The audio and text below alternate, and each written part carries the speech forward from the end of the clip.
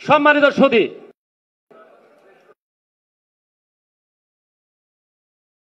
কিন্তু দোষটা পেয়েছে বিএনপির উপরে। আমরা সেই বিষয়গুলো আমরা জানি এবং আমরা চাইব আগামী দিনে তারেক রহমানের নেতৃত্বে সরকার গঠনের পরে এই আওয়ামী লীগের যে কুকীর্তি, সেই কুকীর্তি যারা করেছে সেইগুলোর বিচারের কাঠগড়ায় তাদেরকে দাঁড় করাতে হবে। এবং আজকে মতুয়া বহুজন সমাজ ঐক্য জোট কর্তৃক আয়োজিত যে সম্মেলন, সেই সম্মেলন নেতৃবৃন্দর যে আকাঙ্ক্ষা, যে আশা, যে সকল সম্প্রদায়, যেহেতু আমরা গত 50 বছরের বেশি সময় প্রতিনিধিত্বহীন ছিলাম, আমাদের হিন্দু সম্প্রদায় সহ মতুয়া সহ অন্যান্য সকল সম্প্রদায়ের প্রতিনিধিত্ব যাতে পার্লামেন্টে নিশ্চিত থাকে, সেই আহ্বান জানিয়ে আমি আমার বক্তব্য শেষ করছি। সকলকে অনেক অনেক ধন্যবাদ। ধন্যবাদ শ্রী গোবিন্দ চন্দ্র পরামানিক মহাশয়কে। সম্মানিত সুধী, মতুয়া বহুজন সমাজ ঐক্য জোট কর্তৃক আয়োজিত এই সমাবেশে এ পর্যায়ে বক্তব্য নিয়ে আসবেন হিন্দু বৌদ্ধ খ্রিস্টান কল্যাণ ফ্রন্টের সভাপতি, হিন্দু কল্যাণ ফ্রন্টের চেয়ারম্যান বাবু বিজনকান্তি সরকার। সংক্ষিপ্ত বক্তব্য রাখবেন বাবু বিজনকান্তি সরকার।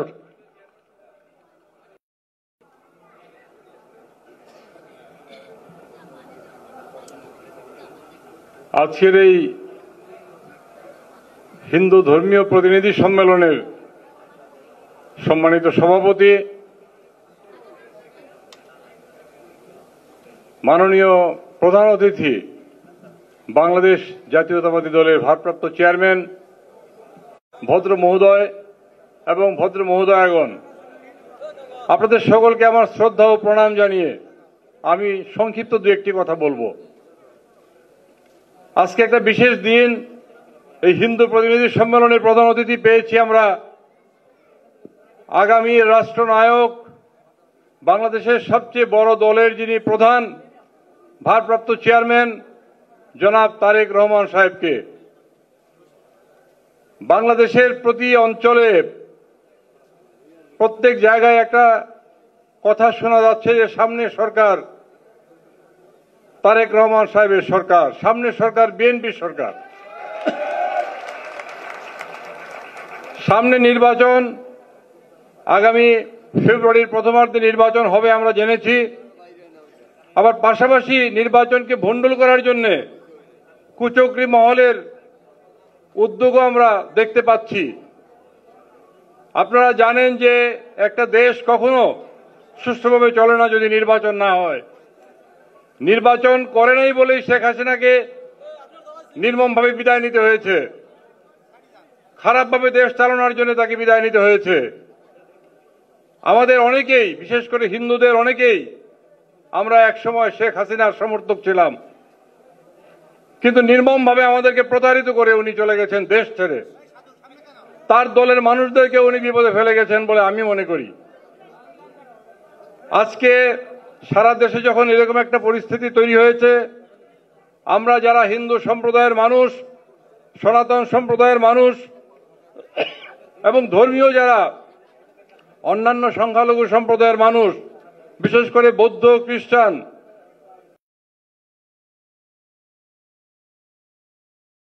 আমাদের নেতা বলেন যে সব ধরনের মানুষের নিয়ে উনি একটা দেশ গড়বেন, উনি একটা রেইনবো জাতি গড়বেন। সেই জন্য 31 দফা দিয়েছেন।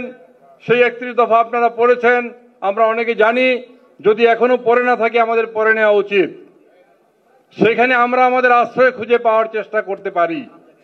এবং আজকে এই যে হিন্দু সম্প্রদায় যে দিকভ্রান্ত অবস্থায় আমরা বিভিন্নভাবে আছি, আজকের এই অনুষ্ঠানে আমি বিশ্বাস করি যে হিন্দু সম্প্রদায়ের যে সকল সংগঠনগুলি আছে তাদের নেতৃবৃন্দ উপস্থিত আছেন। আমাদের জাতীয় নেতৃবৃন্দ এবং আমাদের সর্বোচ্চ নেতা জনাব তারেক রহমানের সামনে আপনারা আজকে উপস্থিত আছেন। আজকে তার কাছ থেকে শুনবেন উনি কি বলেন। জাতীয় নেতৃবৃন্দ সামনে ক্ষমতায় গেলে কি করবেন আপনাদের জন্য, আপনারা সেটা শুনবেন। এবং যদি সেইখানে দেখেন যে আপনাদের আশ্রয় পাওয়া যায়, তাহলে কিন্তু আমাদের সেটা গ্রহণ করা সঠিক হবে বলে আমি মনে করি। এবং আমরা চাইব যে সামনের নির্বাচনে আগে আমরা যাই করেছি, এখন যেহেতু একটা বিশেষ পরিস্থিতি তৈরি হয়েছে, এই পরিস্থিতিতে আমাদের আর বিকল্প কিছু আছে বলে আমাদের মনে হয় না।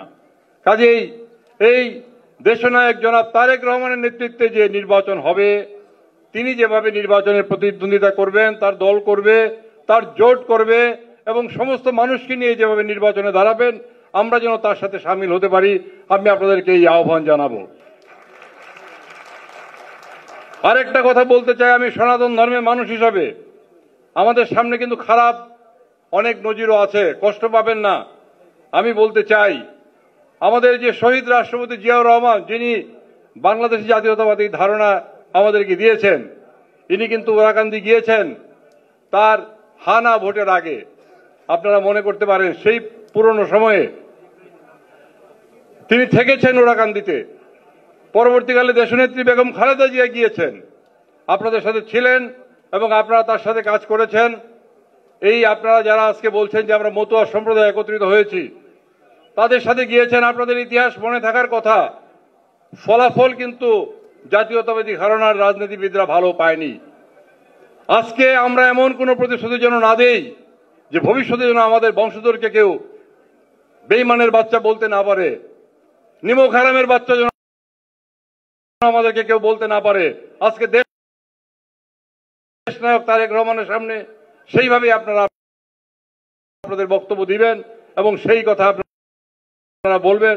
এইটুকু বলে আগামী দিনের যাত্রায় আপনারা সবাই সামিল হবেন, এই কামনা করে আমার বক্তব্য আমি এখানে শেষ করছি। অসংখ্য ধন্যবাদ।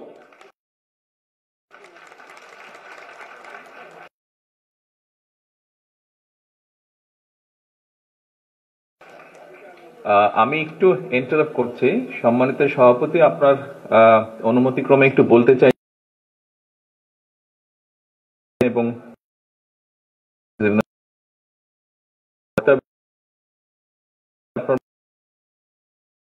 দয়া করে কোনো বিশেষণ ব্যবহার করবেন না। বিষয়টি খুবই এম্বারেসিং। দয়া করে আমার নামের সাথে কোনো বিশেষণ ব্যবহার করবেন না। আমি সভাপতির মাধ্যমে এই অনুরোধটুকু রাখতে চাইছি সবার কাছে। ধন্যবাদ। ধন্যবাদ স্যার, আপনার আদেশ শিরোধার্য। সম্মানিত সুধী, এ পর্যায়ে বক্তব্য নিয়ে আসছেন জাতীয় স্থায়ী কমিটির সদস্য, সাবেক প্রতিমন্ত্রী ইকবাল হাসান মাহমুদ চৌধুরী। ইকবাল হাসান মাহমুদ চৌধুরী, সাবেক মন্ত্রী, আমাকে দিতে ভুল করেছিল, সরি, আমি এর জন্য দুঃখিত। সাবেক মন্ত্রী, জাতীয় স্থায়ী কমিটির সদস্য ইকবাল হাসান মাহমুদ চৌধুরী।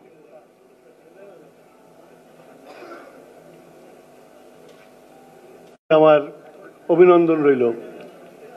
আমি বক্তব্য দীর্ঘায়িত করব না, আমি শুধু একটা কথা বলেই বক্তব্য শেষ করব। সেটা হলো, আমাদের দলের প্রতিষ্ঠাতা শহীদ প্রেসিডেন্ট জিয়াউর রহমান বাংলাদেশ সম্প্রদায় কোনো ধর্মের লোক সংখ্যাগরিষ্ঠ সংখ্যালঘিষ্ঠ না, এই জন্যই উনি বাংলাদেশি জাতীয়তাবাদ প্রবর্তন করেছিলেন।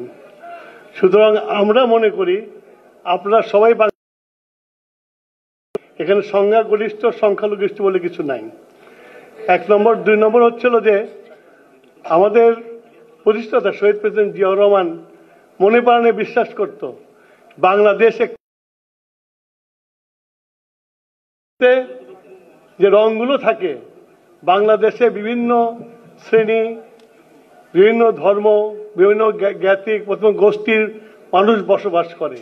এই সবাই মিলেই হচ্ছে বাংলাদেশি, আর বাংলাদেশ একটা রংধনু, রেইনবো। ওনার এই মন্ত্রে আমরা দীক্ষিত এবং আমরা মনে করি আজকে যে আমরা পথযাত্রা শুরু করলাম, এই যাত্রায় আমরা তারেক রহমান সাহেবের নেতৃত্বে আমাদের যে মূল মন্ত্র রংধনু রাষ্ট্র, সেই রংধনু রাষ্ট্র রূপান্তরিত করতে পারবো, এই বলে আমার বক্তব্য শেষ করছি। ধন্যবাদ। এ পর্যায়ে বক্তব্য রাখবেন জাতীয় স্থায়ী কমিটির সদস্য এবং সাবেক মন্ত্রী আমির খসরু মাহমুদ চৌধুরী।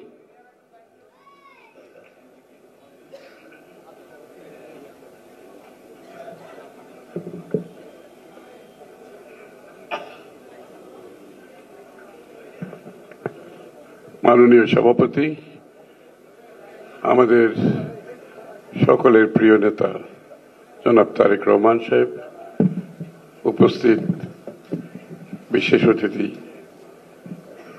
বৃন্দ, নেতৃবৃন্দ এবং মতুয়া সম্প্রদায়ের ভাই বোনেরা, সকলকে সালাম এবং নমস্কার। আমি দুটা কথা বলে শেষ করছি। একটি হচ্ছে বাংলাদেশের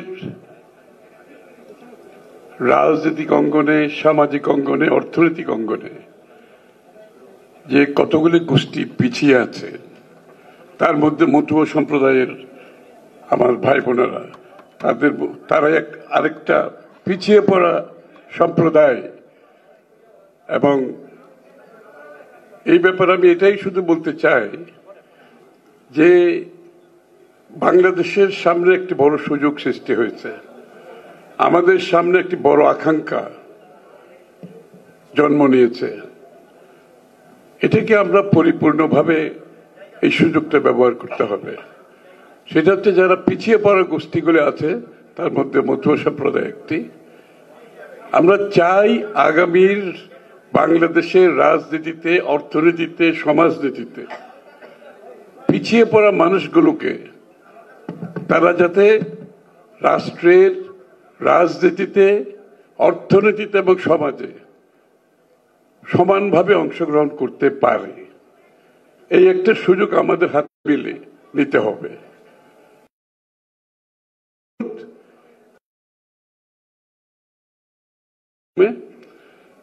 স্বৈরাচারকে বিতাড়নের মাধ্যমে আমাদের এই সুযোগ হারানো ঠিক হবে না। আমরা সবাই মিলে বাংলাদেশি জাতীয়তাবাদী চিন্তা চেতনায় আগামীতে একটি এমন বাংলাদেশ যেটা প্রত্যাশিত সকলের সমান অধিকার নিয়ে একটা দেশ আমরা গড়তে পারব। আপনারা এই সুযোগটা হারাবেন না। জনাব তারেক রহমান সাহেব তার পিছিয়ে পড়া গোষ্ঠীগুলোকে রাজনীতিতে এগিয়ে নেওয়ার জন্য, অর্থনীতিতে তাদের ভূমিকা রাখার জন্য, সমাজে সমানভাবে যাতে স্থান পায়, এই বিষয়গুলো কিন্তু তারেক রহমান সাহেবের রাজনীতিতে উঠে এসেছে। সকলকে বাংলাদেশি জাতীয়তাবাদের চিন্তায় চেতনায় বাংলা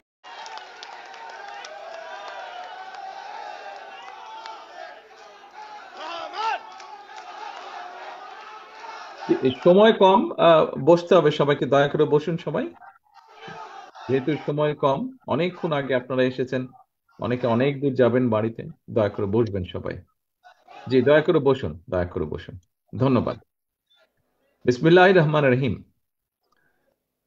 মতুয়া বহুজন সমাজ ঐক্য জোট আয়োজিত হিন্দু প্রতিনিধি সম্মেলনের আজকের সম্মানিত সভাপতি জনাব বাবু সোমনাথ দে, মঞ্চে উপস্থিত বাংলাদেশ জাতীয়তাবাদী দলের সম্মানিত মহাসচিব জনাব মির্জা ফখরুল ইসলাম আলমগীর, উপস্থিত জাতীয় স্থায়ী কমিটির সম্মানিত নেতৃবৃন্দ, মঞ্চে উপস্থিত বিভিন্ন হিন্দু ধর্মীয় সংগঠন, মঠ মন্দিরের স্থানীয় প্রতিনিধিবৃন্দ এবং অনুষ্ঠানে উপস্থিত হিন্দু ধর্মীয় বিভিন্ন গোত্র ও সম্প্রদায়ের সদস্যবৃন্দ, প্রিয় ভাই বোনেরা, আমার আন্তরিক শুভেচ্ছা গ্রহণ করুন।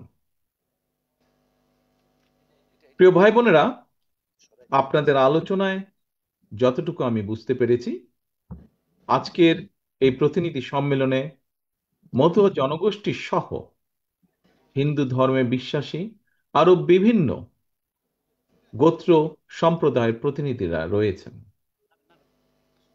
অনেকেই বিভিন্ন বিষয়ে, রাজনৈতিক বিষয়ে আলোচনা করেছেন। তবে রাজনৈতিক আলোচনার বাইরেও আপনাদের বক্তব্যে মতুয়া সম্প্রদায় সহ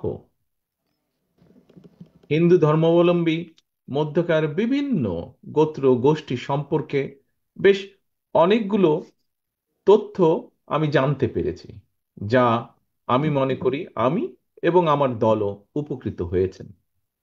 আপনাদের সবাইকে এই প্রতিনিধি সম্মেলনে আবারও আমি স্বাগত এবং অভিনন্দন জানাই।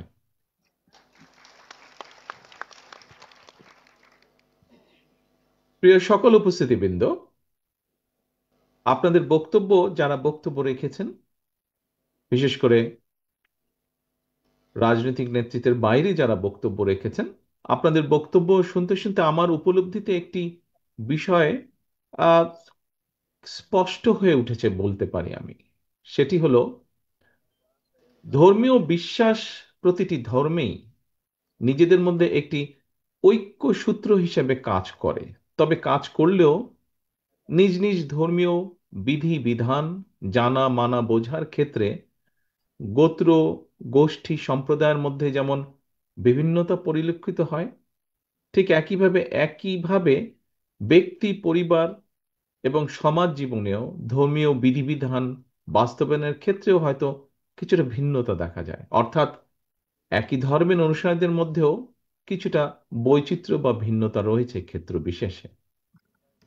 আমাদের এই দেশে নানা ধর্ম, নানা বর্ণ, গোষ্ঠী, সম্প্রদায়ের জাতি, উপজাতি, অধিবাসী অধিষ্ঠান বা আছেন। নিজ নিজ ধর্মীয় বিশ্বাস এবং সাংস্কৃতিক বৈশিষ্ট্যের কারণে বিভিন্ন জনগোষ্ঠীর আচার অনুষ্ঠানে ভিন্নতা বা বৈচিত্র্যতাও রয়েছে, এবং এই বৈচিত্র্যতার মধ্যেই ঐক্যের বন্ধনই আমাদের রাষ্ট্র এবং সমাজের সাংস্কৃতিক, সামাজিক, রাজনৈতিক সৌন্দর্য। তবে এই বৈচিত্র্যময় সমাজে আমাদের প্রতিটি নাগরিকের মধ্যেই কিন্তু একটি ঐক্যসূত্র রয়েছে। যদি আমরা জিজ্ঞেস করি কি সেই ঐক্যসূত্র, প্রিয় উপস্থিতি, সেই ঐক্যসূত্র হচ্ছে বিএনপির প্রতিষ্ঠাতা, স্বাধীনতার ঘোষকের যুগান্তকারী রাজনৈতিক দর্শন বাংলাদেশী জাতীয়তাবাদ। অর্থাৎ অর্থাৎ আমরা যারা যেই ধর্মই বা জাতি বা গোষ্ঠীরই প্রতিনিধিত্ব করি না কেন, নাগরিক হিসাবে আমাদের সবার প্রথম এবং প্রধান পরিচয় আমরা বাংলাদেশী। যা এরই ভিতরে যে সকল নেতৃবৃন্দ বক্তব্য রেখেছেন তাদেরও কেউ কেউ এই বিষয়টি তুলে ধরেছেন তাদের বক্তব্যে।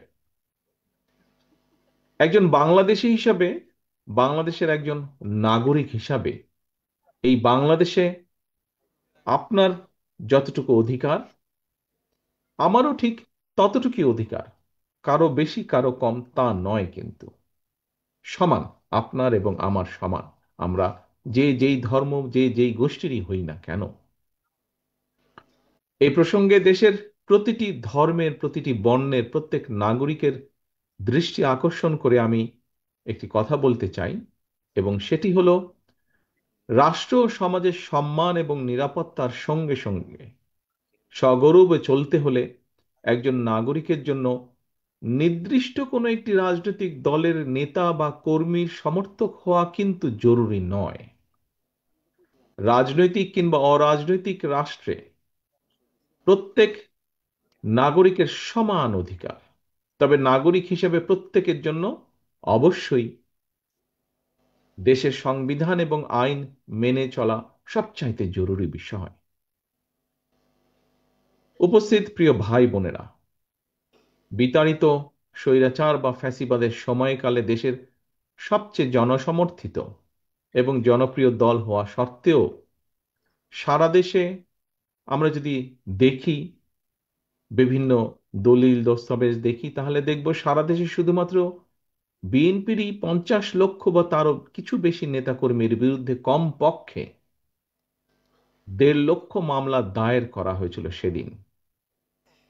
700-র বেশি নেতাকর্মীকে গুম, অপহরণ, খুন করা হয়েছিল। অকারণে রাতের বেলায় আদালত বসিয়ে বিএনপির নেতাকর্মীদের বিরুদ্ধে সেদিন রায় ঘোষণা করা হয়েছিল। এবং এসবেরই মূল কারণ কি ছিল? মূল কারণ ছিল দেশে আইনের শাসন ছিল না সেদিন। পলাতক স্বৈরাচারের শাসন আমলে মুসলমান কিংবা হিন্দু, বৌদ্ধ কিংবা খ্রিস্টান, ডান কিংবা বাম, বিশ্বাসী কিংবা অবিশ্বাসী, ভিন্ন দল মতের কেউই সেদিন নিরাপদ ছিল না। 2012 সালে রামু বৌদ্ধ মন্দিরে হামলা, কিংবা 2016 সালে ব্রাহ্মণবাড়িয়ার নাসির নগরে যে হামলা হয়েছিল, সেই হামলা সহ দেশের কোথাও কোনো একটি হামলারও সেদিন বিশ্বাসযোগ্য তদন্ত হয়নি বা বিচার হয়নি। গত ১.৫ দশকে আমি এবং আমার নেতৃবৃন্দ আমরা বিভিন্ন বক্তব্যে দেশের সুশীল সমাজ, সর্বদলীয় এবং সর্বধর্মীয় প্রতিনিধিদের সমন্বয়ে একটি নাগরিক তদন্ত কমিশনের মাধ্যমে বিভিন্ন ধর্মীয় সংখ্যালঘু জনগোষ্ঠীর বাসা বাড়ি কিংবা ধর্মীয় উপাসনায় যে সংগঠিত যে অপরাধ সংগঠিত হয়েছিল প্রতিটি হামলার নেপথ্য ঘটনা উদ্ঘাটন করে সুষ্ঠু বিচারের দাবি আমরা জানিয়েছিলাম, কিন্তু সে দাবিগুলো একটিও সেভাবে বিচার কমিশন গঠন হয়নি কিংবা বিশ্বাসযোগ্য তদন্ত সেদিন করা হয়নি। প্রিয় মতুয়া সম্প্রদায় তথা হিন্দু ধর্মাবলম্বী ভাই ও বোনেরা, এই কারণেই আমরা বিএনপি মনে করে দেশের ন্যায় বিচার এবং আইনের শাসন ছাড়া সংখ্যালঘু কিংবা সংখ্যাগুরু আমাদের কারো কোনো পরিচয়, কোনো নাগরিকেরই নিরাপত্তার গ্যারান্টি হতে পারে না। একমাত্র ন্যায় বিচার এবং আইনের শাসনই দেশের প্রতিটি নাগরিকের নিরাপত্তা। দল, মত, ধর্ম, বর্ণ, রাজনৈতিক পরিচয় শেষে একমাত্র আইনের শাসন, ন্যায় বিচারই দেশের প্রত্যেকটি নাগরিকের নিরাপত্তা নিশ্চিত করতে পারে। ফ্যাসিবাদ বা স্বৈরাচার মুক্ত বাংলাদেশে বর্তমানে মুসলমান, হিন্দু, বৌদ্ধ, খ্রিস্টান প্রতিটি ধর্মের প্রতিটি মানুষের অধিকার প্রতিষ্ঠার জন্য গণতন্ত্র, ন্যায় বিচার এবং আইনের শাসন প্রতিষ্ঠার জন্য একটি বিশাল সুযোগ অপেক্ষমান। এই কথাটাও আজ এখানে যে সকল সম্মানিত ব্যক্তিবর্গ বক্তব্য রেখেছেন তারাও তাদের বক্তব্যে বিভিন্নভাবে এই কথাটিকে সামনে নিয়ে এসেছেন। প্রিয় ভাই বোনেরা, ফ্যাসিবাদ বিরোধী আন্দোলনে আমাদের রাজপথের আন্দোলনের সঙ্গী কারো কারো ভূমিকা দেশে আপনার, আমার, আমাদের বহু মানুষের অধিকার এবং সুযোগকে বিনষ্ট করার হয়তো একটি পরিস্থিতি তৈরি করছে। প্রিয় ভাই বোনেরা, দেশ যদি অস্থিতিশীল হয়ে ওঠে তাহলে পতিত পরাজিত পলাতক ফ্যাসিবাদী অপশক্তির পুনর্বাসনের পথ সুগম হতে পারে বা হয়। ফ্যাসিবাদ শাসন আমলে ফ্যাসিবাদের রোষানল থেকে বাঁচতে ফ্যাসিবাদ বিরোধীদের কেউ কেউ যে উপায় গুপ্ত কৌশল অবলম্বন করেছিল, পতিত পরাজিত ফ্যাসিবাদী অপশক্তিও বর্তমানে একইভাবে গুপ্ত কৌশল অবলম্বন করে দেশকে গণতন্ত্রের উত্তরণের পথকে বাধাগ্রস্ত করে তুলছে কিনা সে ব্যাপারে সজাগ দৃষ্টি রাখার জন্য আমি অন্তর্বর্তীকালীন সরকার এবং ফ্যাসিবাদ বিরোধী গণতান্ত্রিক শক্তিগুলোর প্রতি বিশেষভাবে আহ্বান জানাতে চাই। প্রিয় ভাই বোনেরা, প্রিয় উপস্থিতিবৃন্দ, সম্মানিত নেতৃবৃন্দ, 5ই আগস্টের পতিত পরাজিত পলাতক অপশক্তি কোনো দলের আড়ালে গুপ্ত কৌশলে ভূমিকা রেখে যাতে দেশকে অস্থিতিশীল করে তোলার সুযোগ না পায়, গুপ্ত বাহিনীর সেই অপকৌশল থেকে রক্ষা পাওয়ার জন্য অন্যতম প্রধান কৌশল হচ্ছে একটি, ফ্যাসিবাদ বিরোধী জাতীয় ঐক্য বজায় এবং বহাল রাখা। এ কারণেই বিএনপি অন্তর্বর্তীকালীন সরকার এবং ফ্যাসিবাদ বিরোধী আন্দোলনের রাজপথের সঙ্গীদের সাথে সহযোগিতা এবং সমঝোতার দৃষ্টিভঙ্গি সমুন্নত রেখেছে। বাংলাদেশের রাজনীতিতে বিএনপি বরাবরই একটি শান্তিকামী, সহনশীল, গণমুখী রাজনৈতিক দল, গণতান্ত্রিক রাজনৈতিক দল। ভিন্ন দল, ভিন্ন মতের প্রতি ইতিবাচক দৃষ্টিভঙ্গি পোষণ করা এটি বিএনপির রাজনৈতিক সংস্কৃতির অংশ। দেশে জনগণের রাজনৈতিক এবং অর্থনৈতিক ক্ষমতা নিশ্চিত করার স্বার্থেই বিএনপির রাজনীতি, যা কিনা আমাদের সম্মানিত মহাসচিব সাহেব তার বক্তব্যে একটু আগে আপনাদের সামনে উল্লেখ করেছেন। প্রিয় উপস্থিতিবৃন্দ, ফ্যাসিবাদ মুক্ত বাংলাদেশে একটি জনগণের ভোটের মাধ্যমে জনগণের প্রতি দায়বদ্ধ, জনগণের কাছে জবাবদিহিমূলক একটি গণতান্ত্রিক সরকার প্রতিষ্ঠাই বর্তমান অন্তর্বর্তীকালীন সরকারের অন্যতম প্রধান কর্তব্য।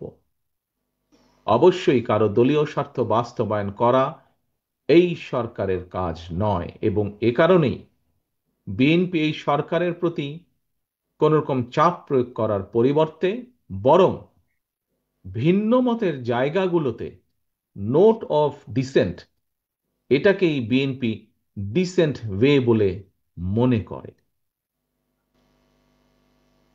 মতুয়া সম্প্রদায় তথা হিন্দু ধর্মাবলম্বী প্রিয় ভাই ও বোনেরা, অন্তর্বর্তীকালীন সরকার আগামী ফেব্রুয়ারি মাসে জাতীয় নির্বাচন অনুষ্ঠানের সিদ্ধান্ত ঘোষণা নিয়েছে বা দিয়েছে।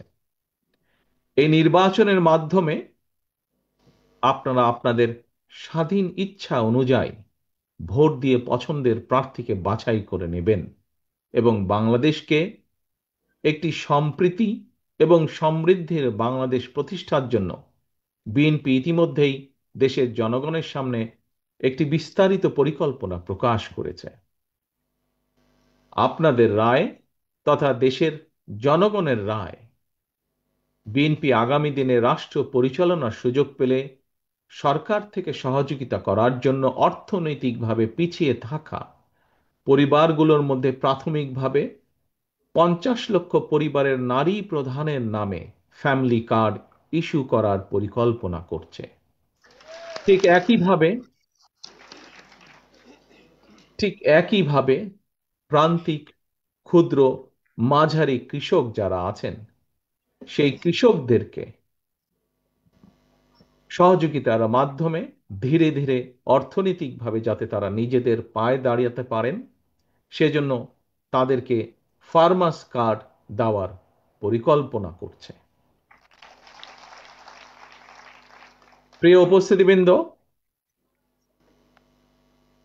বাংলাদেশের একটি বড় বিশাল সমস্যা দেশের বিশাল যুব সমাজের বেকারত্ব।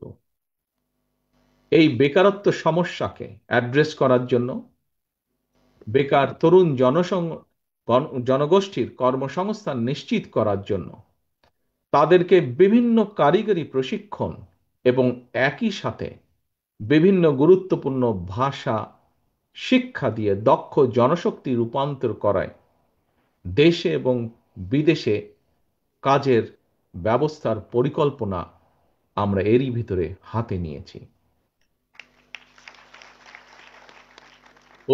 সম্মানিত উপস্থিতিবৃন্দ, এসব পরিকল্পনা বাস্তবায়ন করে ধর্ম বর্ণ নির্বিশেষে প্রতিটি বাংলাদেশী নাগরিকের জন্য একটি সম্প্রীতি এবং সমৃদ্ধির বাংলাদেশ প্রতিষ্ঠা করতে আসন্ন জাতীয় নির্বাচনে বিএনপি তথা বাংলাদেশ জাতীয়তাবাদী দল আপনার এবং আপনাদের সকলের, আপনাদের পরিবারের সদস্যদের সমর্থন প্রার্থনা প্রত্যাশা করছে।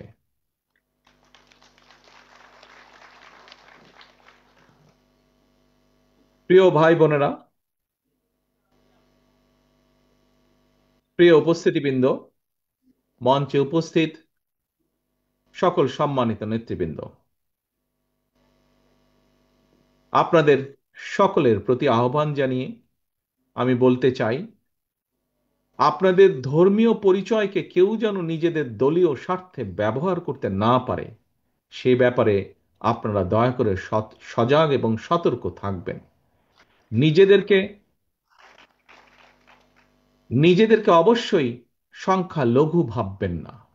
একজন বাংলাদেশী হিসাবে এই স্বাধীন বাংলাদেশে আপনার, আমাদের সবার অধিকার সমান, ব্যক্তি কিংবা দলীয় স্বার্থ নয়।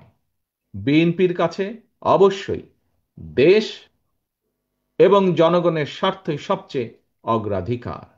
এজন্যই কিন্তু আমরা একটি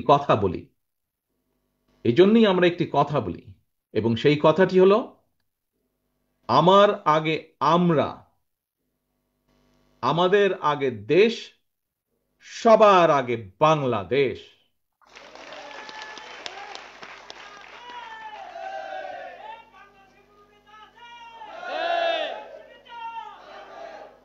প- পরিশেষে পরিশেষে আজকের এমন একটি সুন্দর আয়োজনের জন্য মতুয়া বহুজন সমাজ ঐক্য জোট এবং আজকের এই অনুষ্ঠানের সম্মানিত সভাপতি সহ সারা দেশের সর্বস্তরের প্রতিনিধি, বিশেষ করে দেশের দক্ষিণাঞ্চল সহ দেশের মতুয়া জনগোষ্ঠীকে আমি আন্তরিকভাবে ধন্যবাদ জানাতে চাই এই অনুষ্ঠান আয়োজনের জন্য, এবং একই সাথে আমাকে এবং আমার দলের নেতৃবৃন্দকে আজকে এখানে আমন্ত্রণ জানানোর জন্য।